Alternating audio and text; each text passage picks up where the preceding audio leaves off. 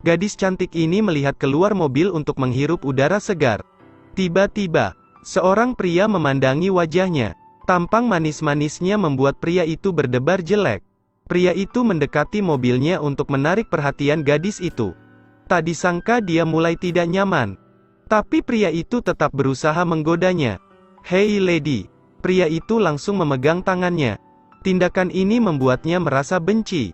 Ia pun pergi meninggalkan pria aneh itu. Sambil tersenyum pria ini merasa paling tampan. Saat menghadiri pesta adiknya. Tapi adiknya menelantarkannya karena ada pacarnya. Saat dia merasa tersesat, pria itu muncul kembali. Pria ini langsung menghampirinya tapi wanita ini tidak memperhatikannya. Dinginnya sikap wanita ini membuat pria ini semakin tertantang. Jadi dia menggunakan tangannya untuk menggodanya. Tentu saja wanita ini marah padanya. Ambil segelas anggur langsung melemparkannya ke arahnya. Ini menyebabkan kemarahan besar baginya.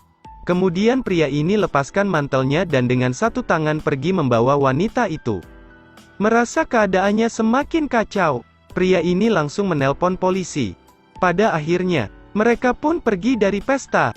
Tapi dendamnya belum berakhir. Ketika saat mereka hendak pulang, pria aneh itu membawa rekannya untuk mengejar mereka. Para pengejar dengan cepat berusaha menghancurkan mobilnya. Ketika ia memeriksa mobilnya, di saat itulah pria ini terkena masalah. Pria aneh ini marah karena Jack telah melapor polisi. Melihat pemandangan ini, Sally tidak tahu harus berbuat apa. Tapi karena dia ingin menyelamatkan temannya, dia melompat untuk mencekiknya. Tapi temannya pergi meninggalkannya sendirian. Apakah kamu melihat itu? Temanmu sendiri dengan tega meninggalkanmu sendirian. Ditinggal dalam keputusasaan, meminta bantuan mobil yang lewat.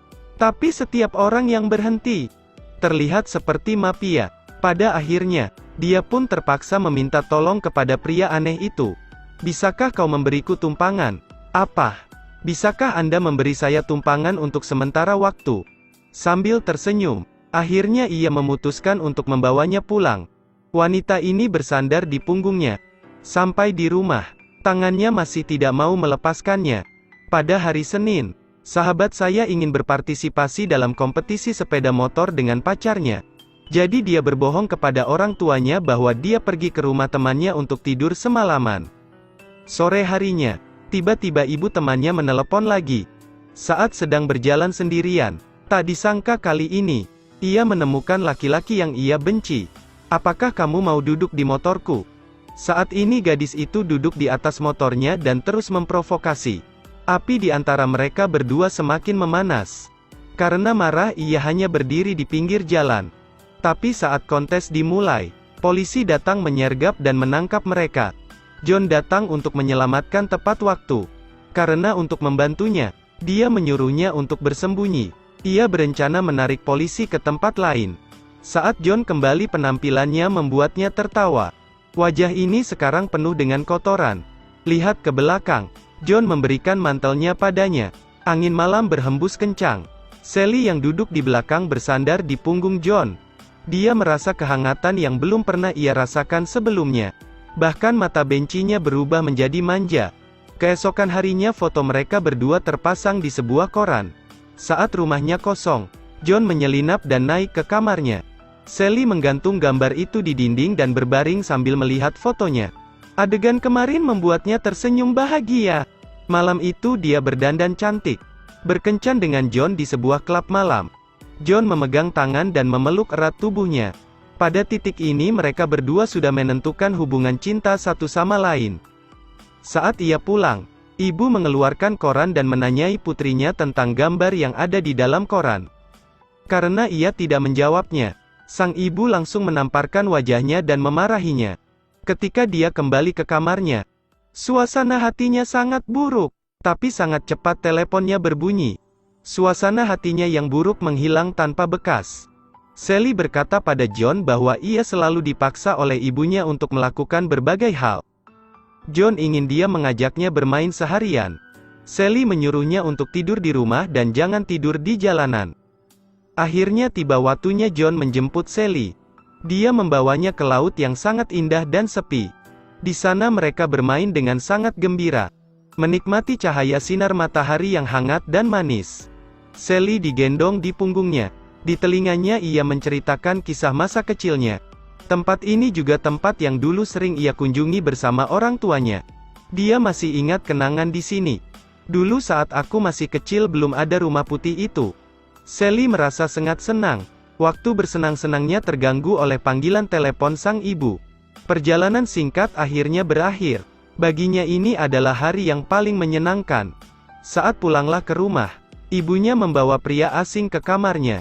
Ini adalah Joy, anak dari teman ibu. Saat ini keluarganya baru pindah ke sini. Saat ini sang ibu ingin mendekatkan mereka berdua. Tapi di hatinya sudah ada John. Ia memberi alasan dan menolaknya. Keesokan harinya dia dipanggil oleh wali kelas. Ia melihat Sally kabur dari sekolah bersama John. Tidak hanya mengancam akan mengeluarkannya dari sekolah, tetapi gurunya memberitahu kasus ini kepada ibunya. Ibunya menghabiskan banyak uang bernegosiasi. Tapi wali kelas tetap menolak untuk melepaskannya. Karena kisah cintanya menjadi masalah. Sang ibu mengurungnya di dalam kamar. Dia tidak punya pilihan selain menelpon John. Tapi saat ia sedang berbicara, teleponnya tiba-tiba berhenti. Tiba-tiba, John memasuki kamarnya dari jendela. Melihatnya senang sekaligus terkejut. Setelah menghiburnya, dia pergi mencari wali kelasnya dan menyuruhnya untuk tidak mempersulit. Tapi wali kelasnya tidak mau mendengarnya.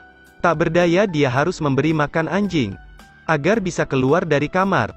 Dia memohon kepada ayahnya. Ayahnya bisa mengetahuinya, kalau Sally membohonginya. Tapi ia pun mengerti suasana hatinya. Dia memutuskan untuk membebaskannya, dan rela untuk menanggung konsekuensi untuknya. Sebelum berangkat ia menutupi matanya dan bernyanyi sambil melewati gunung. Motor berhenti di sebuah rumah putih. Ini adalah gedung putih yang terus ia pikirkan. Di bawah matahari mereka bercumbu mesra. Di bawah senja, mereka berdansa. Dalam momen ini, sepertinya dunia ini hanya milik mereka berdua saja. Hari ini aku sangat bahagia. Menurutku aku lebih bahagia. Aku ingin kita bahagia sampai akhir. Betulkah? Ya, aku ingin memilikimu selamanya. Tapi kebahagiaan itu berumur pendek. Hari itu, pada saat ayah dan ibunya tidak ada di rumah, ia diam-diam membawanya ke rumah untuk kencan di kamar. Tapi ia malah membawa dua orang temannya masuk ke dalam rumah Sally. Mereka membuat kamar menjadi kotor dan berantakan. Melihat itu Sally sangat marah dan mengusirnya dari rumah. Ia menelepon untuk meminta maaf tapi Sally tidak menjawabnya. Saat Sally berangkat sekolah, ia melihatnya tulisan besar di lorong jembatan. "Maafkan aku baby." Sally pun luluh lalu ia mengajaknya makan malam. Tapi ketika semuanya sudah siap, Sally tidak muncul. Saat ditelepon ia bercerita, pada saat teman-temannya datang ke rumahnya. Saat itu cincin ibunya tidak bisa ditemukan di mana-mana. Dia melampiaskan semua amarahnya pada Hap. Karena Hap telah mencurinya ia harus berkelahi dan mendapatkan cincinnya kembali. Pada saat John mengembalikan cincin ibunya, Sally merasa terharu. "Sebenarnya meskipun aku marah padamu, aku akan selalu mencintaimu." Keesokan harinya ia sangat senang karena wali kelas meluluskan ujiannya. Karena untuk mengungkapkan rasa terima kasih kepada ibu wali kelas, dia pergi ke ruangannya. Tapi anjing di atas meja itu menarik perhatiannya. Ini anjing kesayangan John. Ia selalu menemaninya. Saat ini dia tahu bagaimana posisi nomor 1 bisa ia dapatkan. Setelah John datang ia sangat marah. "Apakah kamu telah mengancam guruku? Kamu pikir aku tidak akan tahu? Jangan perlakukan aku seperti orang idiot." Sudahlah, semuanya akan sampai di sini saja. Sejak itu keduanya tidak lagi berhubungan bersama. Meski selalu merindukannya, ia berpikir sudah berkali-kali menyakitinya. Saat ini keduanya sedang terhanyut dalam kemesraan. Tibalah waktu pesta kelulusannya Sally. Keduanya masih belum bertemu satu sama lain. Ketika Sally mengira dia tidak akan muncul lagi, dari kejauhan ia melihat seorang pria memakai jas datang. Ternyata John datang menemuinya. Dua orang ini berjalan menuju satu sama lain. Udara di dalam ruangan juga menjadi manis. Akhirnya di bawah kesaksian semua orang, dua orang ini mengecup dan menari bersama. Melihat mereka berdua berdansa, dia sengaja membiarkan anggur mengalir ke baju Sally. Pria ini ingin membantunya membersihkan baju Sally. John melihatnya dan sangat marah. Pria itu malah memprovokasi John. Akhirnya John memukul pria itu. Suasana di pesta menjadi sangat kacau. Saat ini sahabatnya sedang terluka. Ketika John bertemu dengan pelaku, ia dengan gila memukul pria itu. Sally berusaha menghentikannya. Pada akhirnya, dia harus pergi dengan marah. Dia menyadari bahwa dia dan John sudah tidak bisa bersama. Segigih-gigihnya ia berusaha. Sally sudah tidak mau menerimanya. Ia tidak ingin kehidupan yang dipenuhi dengan bau darah dan kekerasan. Ia pun berpikir semua tragedi ini akibat dari John. Bahkan teman dekatnya mati karena John. Karena Sally tidak bisa diajak bicara. Pada akhirnya dia tidak sengaja menamparkan wajahnya. Tamparan ini membuat cintanya benar-benar hancur. Melihat orang yang dicintainya pergi. Dan melihat tubuh saudara yang rusak. John sangat tertekan. Di tempat tidur, melihat foto mereka bersama, dia tidak bisa menahan kesedihannya. Saat ini John terus berlatih. Mungkin inilah satu-satunya cara yang bisa membuatnya melupakan penderitaan. Setelah mengatasi semua penderitaan, Sally memutuskan untuk menghapus semua kenangannya. Hujan turun terus-menerus tetapi John tetap meminta maaf padanya. Tapi orang yang menjawab telepon adalah ibunya.